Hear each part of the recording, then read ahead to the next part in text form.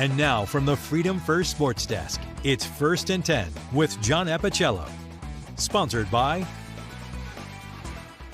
Welcome to week 2 of the big show. I feel like we're facing some long odds this fall, so why not channel Ocean's 11?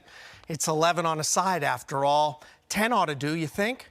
We need one more? All right, we'll get one more. We don't need one more when we have Jeff Williamson at the controls. Yes, First and 10 website, WSLS.com. All things high school football can be found here, so check it out. Which brings us to the game at hand. Nearly 2 years is a long time to be on the shelf. Waiting, wondering, worrying. The Bulldogs finally got a chance to take the field tonight after 22 months away. That's enough. But they get Glenvar, a solid playoff team, so a measuring stick for sure. Our own Eric Johnson spent the evening in Martinsville to see the Bulldogs return firsthand. Eric. Hey, Appy, as I mentioned earlier in the day, this is one of those unpredictable matchups, which is why we chose it for the game of the week. Martinsville hadn't been on the field in 22 months. Glenvar coming in with a lot of steam. It was certainly setting up to be a great one there. Let's get you out to the highlights down in Southside tonight. We got the band coming on through, and yes, here they are. Those Bulldogs, always pesky, and they're always scrappy. It showed early in the game. Check this out, Glenvar driving, but look at all the Bulldogs. We got a pack of them there, getting to the ball there for the tackle for loss. However, Kyle Hanks and the Highlanders bounce back. Look at this. The stretch run for the touchdown takes a hit at the end. Nonetheless, he scored. It's a 6-0 Glenvar lead. Bulldogs come right back. Ray Dickerson on the keeper, skirts the sidelines, and he would go on to score. Bulldogs on the board. They take the 7-6 lead. Highlanders back at it. They had a starting quarterback that was a freshman tonight. Eli Taylor rolled it out, dumped one to Jackson Swanson.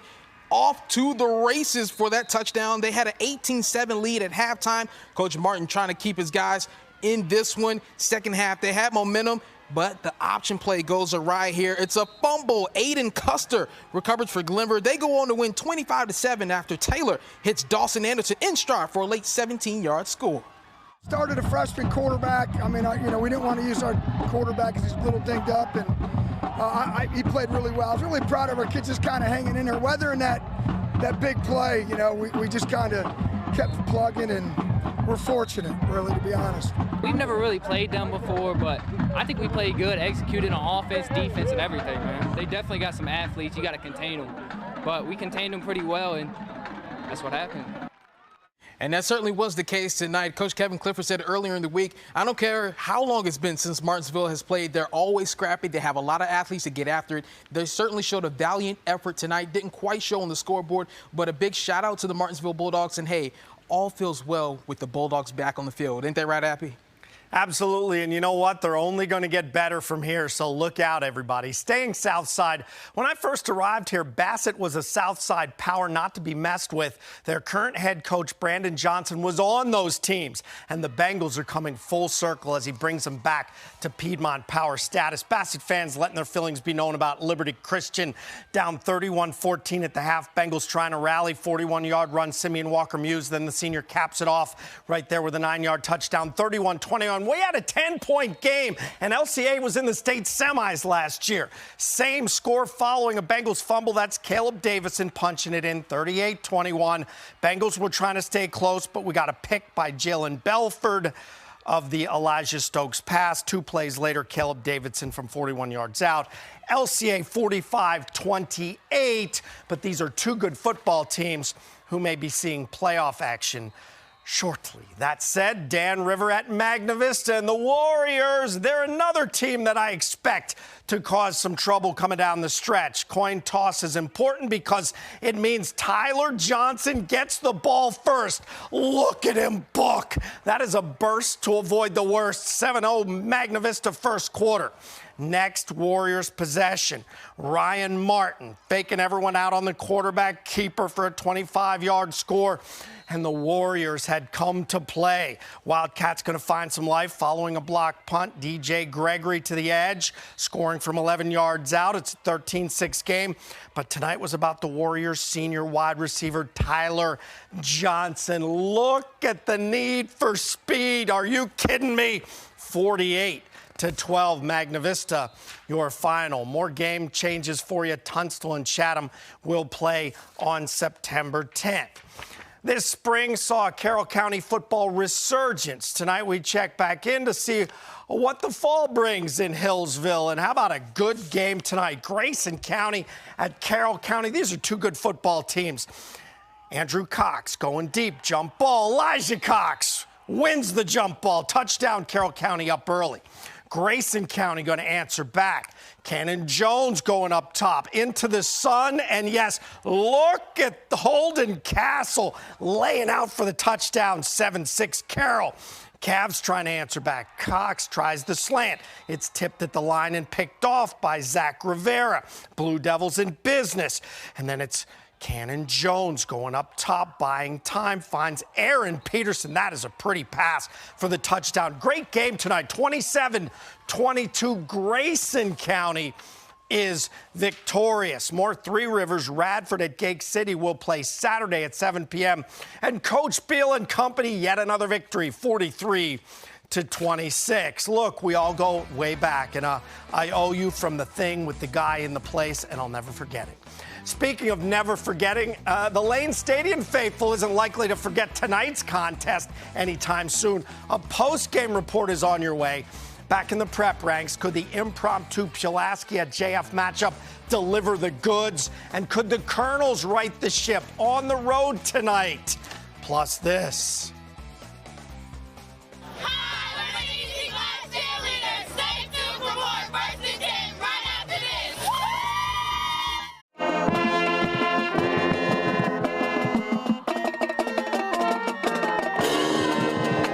Back to the prep ranks, and COVID has caused some shuffling this week, you're well aware of, but in this case it worked out because it brought Pulaski to JF, where both of their opponents could not play, so they played each other. So let's get you on out, and yeah, we've got handshakes and we've got a couple of teams.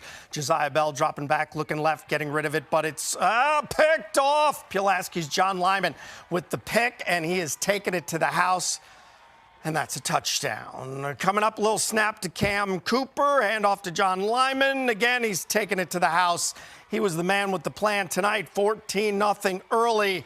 Cavaliers with the ball now. Josiah Bell under pressure coming up right here. And this is the key to Pulaski's team, their defense. Tyler Underwood, the sack. And then again, very next play. Ding, ding, ding, da-da-ding, ding. Ding, ding, ding, da-da-ding, ding. A lot of pressure, and it's all Pulaski. Cam Cooper going deep. Eventually here picked off by Donovan Elliott, but Pulaski, the better team tonight, 49-16 over JF. What about Liberty? They started 1-0. Could they go to 2-0? Fort Defiance in the house. Tanner Stanley, the handoff. We've got a fumble. It's loose. Fort Defiance would defiantly recover. And then Trey Miller dropping back, launching it left. He's going to be picked by Chase Langon right here. Pretty catch out there. And then Tanner Stanley doing what he does, faking the handoff. He's going to trick our photog. Where is he? Where is he? Loses the ball, but he keeps it. He's going to reemerge. There he is. Look at him, Buck. He's running the end zone. Liberty, 42-0. The Minutemen are 2-0. More Seminole District action. Pioneers and Bees on the road with tough tests. Heritage falls to Dinwiddie. That is a big-time program at Dinwiddie. Brookville, Blanks, Turner, Ashby, 50-0. Blue Ridge District, both Lord Botetourt and Northside got wins last night. Now, could William Fleming and William Byrd follow suit tonight? All right, we get you out because Fleming was on the road at Albemarle. Opening drive of the game, Patriots ball near midfield. Ebenezer McCarthy sidestepping a couple tacklers, and look at him go. It's 14 yards, and eventually we've got a touchdown right there. That's McCarthy. He went 62 yards, and it's 10-zip. First play, second quarter, Colonel's Devin Johnson. Diving catch from Deshaun Lewis. That cuts the lead to 3. Albemarle's going to answer. The march down the field. McCarthy bulling his way up the middle for another touchdown, 16-7. This one went overtime at 23-all, and Albemarle comes away with a 30-23 victory. Hidden Valley at William Byrd tonight. 20-3, and Sam Dragovich to Braxton Dunnings. We've seen this throw and catch master lock combination of the week. Where's my NIL? Where's my NIL? Master lock. Come on. Combination of the week. Dragovich to Braxton Dunnings again. 27-yard touchdown. This one all Hidden Valley. 42-10 was your final. This evening, the Wildcats with their paws full, if you will, at Western Albemarle 42-7. And Christiansburg on the road with a big win, 33-27 over Abingdon. I'm not sure what 4-9s does, but the ace, I think, is pretty high. We'll see who's holding and who's folding as defending state champion Appomattox opens their season when we come back. Auburn at the Craig County Rockets tonight, and here we go. How about the Rockets? Braden Frango carrying the ball. He's sweeping it right, and he is into the zone. The Rockets would miss the two-point conversion, but it's 6-0 lead. And then Auburn's quarterback, we have a fumble and a recovery, and Craig County's coming at you again now. Dylan Crawford will have the ball. Watch him come to the end zone, and the Rockets would be up 12-0 in this one. The Eagles again would hold off the two-point conversion, but it was not enough. Rockets take off tonight, 26-7.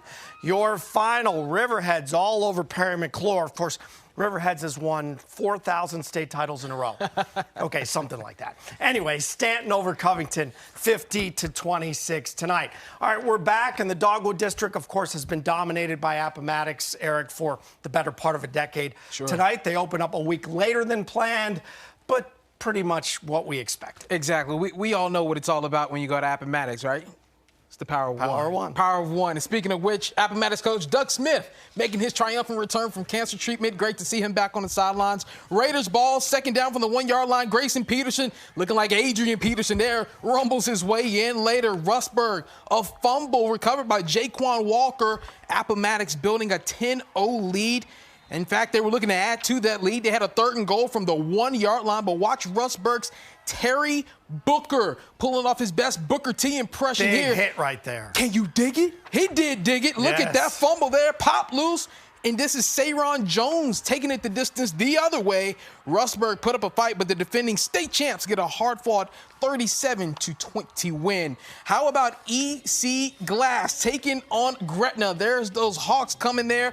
First quarter, 2nd and 10 for the Hilltoppers. Marcavis Graves, the 13-yard carry to put Glass at the goal line, but it led to this. The former, or I should say the reigning 1st and 10 player of the week, George White, in for the touchdown 7-0 lead. Minutes later, Michael Thomas Jr. finding the zone. 14-0 Hilltoppers. We're still in the first quarter.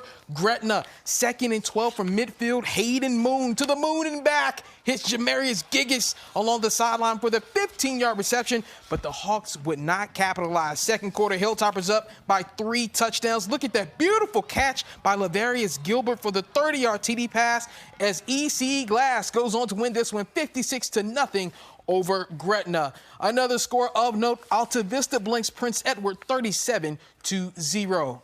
Appreciate it, Eric. And our player of the week looking good, feeling good tonight. Galax 35-7 over Giles.